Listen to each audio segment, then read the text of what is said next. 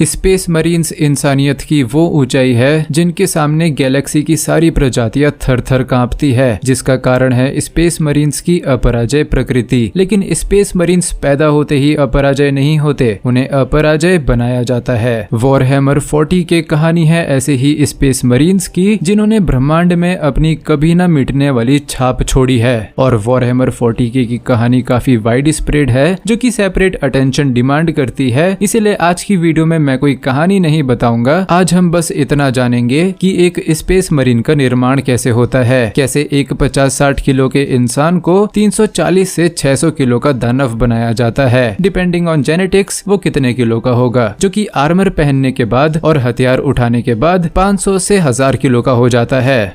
अगर आपको वॉरहेमर 40 की कहानी जाननी है तो इस वीडियो पे 1000 लाइक्स का एम रखता हूँ। जल्दी वीडियो लाइक करो अभी इसी वक्त।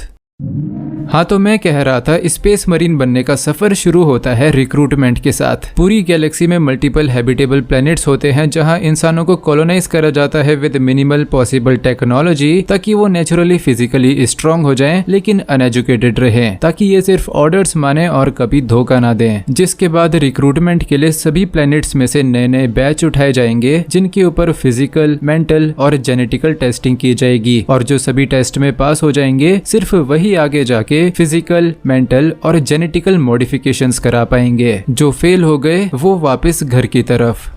लेकिन अभी परीक्षा खत्म नहीं हुई है, अभी इनको सेरेमोनियल ट्रायल्स और एक दूसरे के साथ तगड़े कंपटीशन से गुजरना पड़ेगा, ताकि इन दी एंड सिर्फ बेस्ट ऑफ द बेस्ट ही जिंदा बचे, जिसके बाद फाइनली सर्वाइवर्स को एक्सेप्ट कर लिया जाएगा। बाय द वे, ये सर्वाइवर्स अभी सिर्फ 8 से 10 साल के हैं, और जब तक ये 18 साल के होंगे तब तक ये दानव बन चुके होंगे, जिन्हें एस्टार्टिस कहा जाता है। एनीवेज, इनका ट्रांसफॉर्मेशन अलग अलग सर्जरी फेजेस में बटा हुआ होता है। शुरुआत होती है एक सेकेंडरी हार्ट को इम्प्लांट करने से, जो कि एज अ बैकअप भी काम कर सकता है अगर प्राइमरी हार्ट डैमेज हो गया, और अगर प्राइमरी हार्ट सही सलामत है तो ये शरीर को बूस्ट प्रोवाइड करेगा, क्योंकि ज्यादा ब्लड फ्लो यानी एक्स्ट्रा परफॉर्मेंस। इवन ये लो ऑक्सीजन एनवायरनमेंट में भी शरीर को फंक्शन करने में हेल्प करता है। जिसके बाद आता है ऑस्मोड्यूला, जिसको दिमाग के लोअर मिडल एरिया में इम्प्लांट करा जाता है, और इसका काम होता है एक ऐसा ग्रोथ हार्मोन रिलीज करना जो हड्डियों की लेंथ, थिकनेस और डेंसिटी को कहीं ज्यादा बढ़ा देता है, जिसकी वजह से सब्जेक्ट की हाइट भी काफी बढ़ जाती है। ये इम्प्लांट एक और चीज करता है, ये रिब केज के स्ट्रक्चर को ऑल्टर करके उसे एक शील्ड की तरह बना देता है, जो कि अब दिल और लंग्स को ज्यादा अच्छे से प्रोटेक्ट कर पाएगा। इसी दौरान सब्जेक्ट को एक सेरेमिक बेस्ड एडिटिव खाने में मिला के खिलाया जाता है, जिसको ऑस्मोड्यूला बोन्स में एब्जॉर्ब करवा के बोन्स को लोहे जितना मजबूत बना देता है। जिसके बाद छाती के बीच में एक बायोस्कोपिया नाम का गोल ऑर्गन इम्प्लांट करा जाता है, जिसका काम होता है सब्जेक्ट के पूरे शरीर में मसल्स को रैपिडली ग्रो करना। इसको सेकेंडरी हार्ट के पास ही इम्प्लांट करा जाता है, और इसमें से रिलीज होने वाले हार्मोन्स की सप्लाई एफिशिएंसी बढ़ाने के लिए सेकेंडरी हार्ट काफी ज्यादा हेल्प करता है। अगले फेज में इंट्रोड्यूस करे जाते हैं प्राइमरीज ऑर्गन्स, जो कि सिर्फ न्यू जनरेशन वाले स्पेस मरीन्स को ही मिलते हैं, और वो इसीलिए क्योंकि ये प्राइमरीज ऑर्गन्स पहले बने ही नहीं थे। इसीलिए पहले जो स्पेस मरीन्स होती थी उन्हें फर्स्ट बोर्न स्पेस मरीन्स बोला जाता था, और इस नई जनरेशन को कहते हैं प्राइमरी स्पेस मरीन्स। इनके पास 3 एक्स्ट्रा जीन ऑर्गन्स होते हैं, सिन्यू कॉइल्स, बेलिसेरियन फर्नेस और मैग्निफिकेट। सिन्यू कॉइल्स बायोसिंथेटिक फाइबर होती हैं, जो कि सब्जेक्ट के जॉइंट्स पे इंटीग्रेट करी जाती है, जिसका काम होता है लिम्स को एक्स्ट्रा स्ट्रेंथ और ड्यूरेबिलिटी प्रोवाइड करना, बिकॉज ये लिटरली 200 से 400 किलो का आर्मर पहन के इधर उधर भागते हैं और उछल कूद करते हैं, तो जॉइंट्स तो मजबूत होने ही चाहिए। अगला ऑर्गन है बेलिसेरियन फर्नेस, जो कि दूसरे दिल के पास लगाया जाता है, और इसका काम होता है एक्सट्रीम सिचुएशंस में शरीर के सारे फंक्शंस थोड़ी देर के लिए सुपर बूस्ट कर देना, यानी जिंदगी या मौत वाले सिचुएशन में ये शरीर को रेज मोड में डाल देता है। और आखिरी प्राइमरी ऑर्गन है मैग्निफिकेट, इसको ब्रेन में प्लांट किया जाता है, और इसका काम होता है शरीर के बाकी सारे ऑर्गन्स को एम्पलीफाई करना, जिसकी वजह से प्राइमरीज की हाइट 8 या 8.5 फीट हो जाती है, जहाँ फर्स्ट बॉर्न सिर्फ 7 फीट के ही हुआ करते थे। अब तक सब्जेक्ट सब्जेक्ट की उम्र 12-13 साल हो जाती है और अब शुरू होता है सर्जरी का अगला फेज। एक हेमास्टेमन नाम का ऑर्गन दिल के पास सर्कुलेटरी सिस्टम में लगाया जाता है, जिसका काम होता है खून में ऑक्सीजन और न्यूट्रिएंट्स की मात्रा को बढ़ाना, जिससे बैटल परफॉर्मेंस काफी ज्यादा एनहांस हो जाती है। और लड़ाई कर रहे हैं तो चोट भी लगेगी ही, जहाँ काम आता है लेरमेंस ऑर्गन। चोट लगते ही सेकंड्स के अंदर ये ब्लड क्लॉट बना देता है, जिसकी वजह से स्पेस मरीन्स की मौत कभी खून बहने से हो ही नहीं सकती। अगर पूरी टांग भी कट गई तो भी सेकंड्स के अंदर क्लॉटिंग हो जाएगी, जो होता है लेरेमेन सेल्स की वजह से,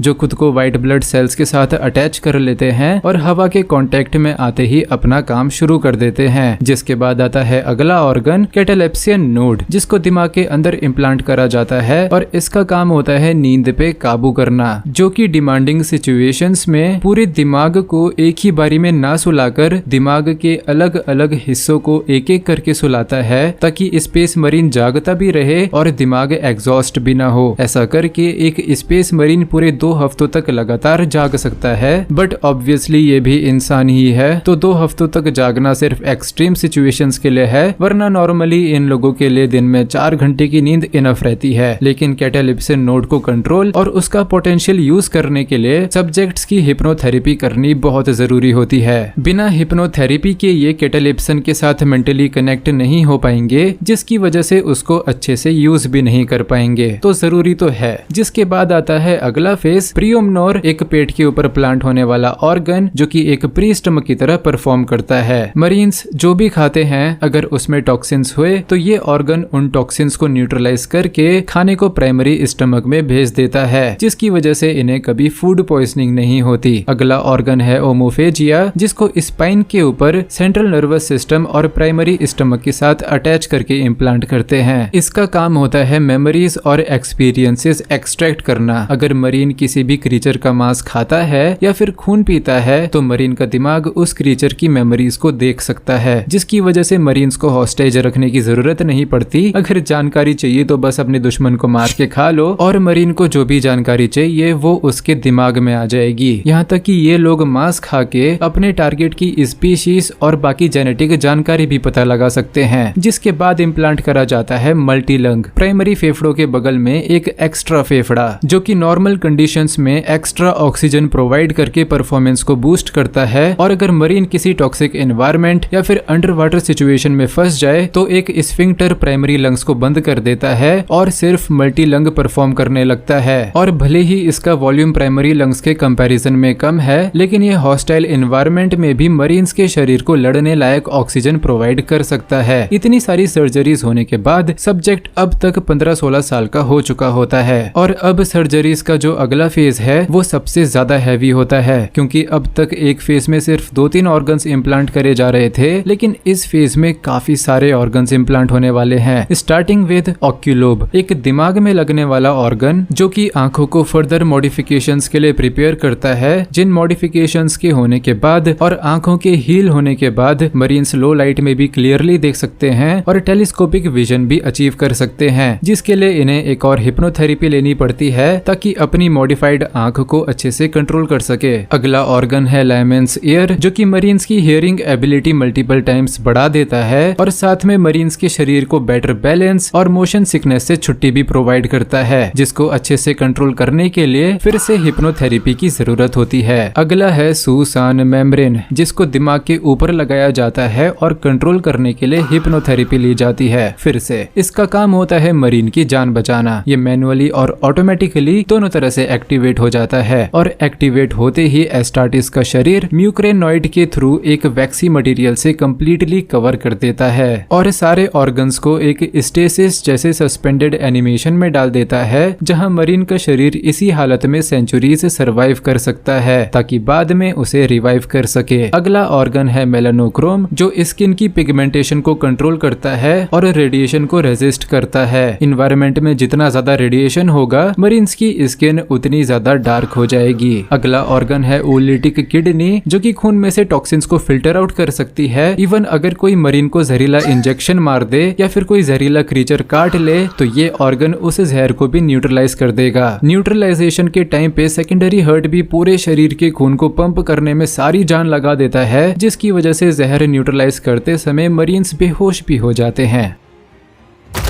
अगला ऑर्गन है न्यूरोग्लोटिस, जिसका काम होता है किसी भी चीज को टेस्ट करके उसका केमिकल कॉम्पोजिशन बता देना। इवन इसकी हेल्प से मरीन्स अपने टारगेट की बिलोंगिंग स्मेल करके या फिर टारगेट का कटा हुआ मांस खा के उसकी लोकेशन ट्रैक कर सकते हैं। इसका काम थोड़ा बहुत ओमोफेजिया जैसा लग रहा होगा, लेकिन नहीं, दोनों डिफरेंट काम करते हैं और वो डिफरेंसेस आप पॉज करके पढ़ सकते हो। अगला ऑर्गन इम्प्लांट होता है म्यूक्रेनॉइड, जिसका काम होता है पूरे शरीर में एक वैक्स जैसी प्रोटेक्टिव म्यूकस कोटिंग सिक्रीट करना, जिसको सुसान मेम्ब्रेन कंट्रोल करता है। और इसका म्यूकस इंपॉर्टेंट क्यों है वो हम ऑलरेडी जान चुके हैं। अगला ऑर्गन है बेचर्स ग्लैंड, जिसको मुंह के लोअर पोर्शन में सलाइवरी ग्लैंड्स के पास लगाया जाता है और इसका काम होता है एसिड प्रोड्यूस करना, जिसको मरीन्स एज एन अटैक या फिर एज अ डिफेंस यूज कर सकते हैं। इस एसिड से निकली हुई फ्यूम्स सांस लेने में जहरीली और आंखों में चले जाए तो किसी भी क्रीचर को अंधा कर सकती है। But thanks to the modifications मरीन्स इन चीजों से 100% इम्यून है। जिसके बाद अगला ऑर्गन होता है प्रोजेनॉइड्स, एक गले में लगता है और एक छाती में, जिसका काम होता है एस्टार्टिस की जेनेटिक इंफॉर्मेशन को स्टोर करना। अगर फ्यूचर में कभी एस्टार्टिस मरता है तो मरीन्स की रिकवरी टीम एस्टार्टिस के शरीर में से सिर्फ प्रोजेनॉइड्स को एक्सट्रैक्ट करते हैं ताकि फ्यूचर मरीन्स को बनाने के लिए मरे हुए एस्टार्टिस के जेनेटिक्स यूज कर सके। जिसके बाद आता है हमारा आखिरी इम्प्लांट ब्लैक कैरापेस, एक प्लास्टिक जैसी बायो ऑर्गेनिक लेयर जिसको मरीन्स की टॉर्सो स्किन के अंदर इम्प्लांट करा जाता है, जिसमें इलेक्ट्रिकल सर्किट्स होते हैं जो कि मरीन्स का शरीर हील होने पर उसके शरीर से कनेक्ट हो जाते हैं। इसी कैरापेस पे प्लगइन्स लगाए जाते हैं, जिन प्लगइन्स को यूज करके मरीन्स अपने आर्मर से लिंक करते हैं और अपने आर्मर को अपने ही ऑर्गन्स की तरह एफिशिएंटली यूज कर पाते हैं। एंड फाइनली इतनी सारी सर्जरीज पूरी होने तक मरीन की उम्र 18 साल हो जाती है और हाइट 7.5 फीट से 8 फीट हो जाती है। जिसके बाद ऑफिशियली स्पेस मरीन बनने के लिए आखिरी सेरेमोनियल रिचुअल होती है, जो कि अलग चैप्टर्स की स्पेस मरीन्स में अलग अलग हैं और कभी कभार होती भी नहीं है। So that's a different shit for another sitting session या फिर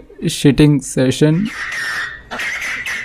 बाकी हम स्पेस मरीन्स बन चुके हैं, वो भी प्राइमरीज वाले। और ये जो वेपन्स, आर्मर्स और व्हीकल्स है, ये टोटली डिफरेंट टॉपिक है फॉर अ डिफरेंट वीडियो। अगर आपको चाहिए तो मैं ले आऊंगा, लेकिन उसके लिए इस वीडियो पे 2000 लाइक्स पूरे करने पड़ेंगे। बाकी ये है मेरा दूसरा चैनल, जहां रिसेंटली मैंने रेगुलर लाइव स्ट्रीमिंग करनी शुरू करी है। तो अगर आप मेरी लाइव स्ट्रीम देखना चाहते हो तो रोज 2 बजे पहुंच जाना। अभी फिलहाल BGMI ही खेलता हूँ, लेकिन आगे जाके माइनक्राफ्ट, रोब्लॉक्स और बाकी PC गेम्स खेलने का प्लान भी है। तो उम्मीद करता हूँ आपको वीडियो पसंद आई होगी। मैं मिलूंगा आपसे अगली वीडियो में या फिर दूसरे चैनल की लाइव स्ट्रीम में। धन्यवाद।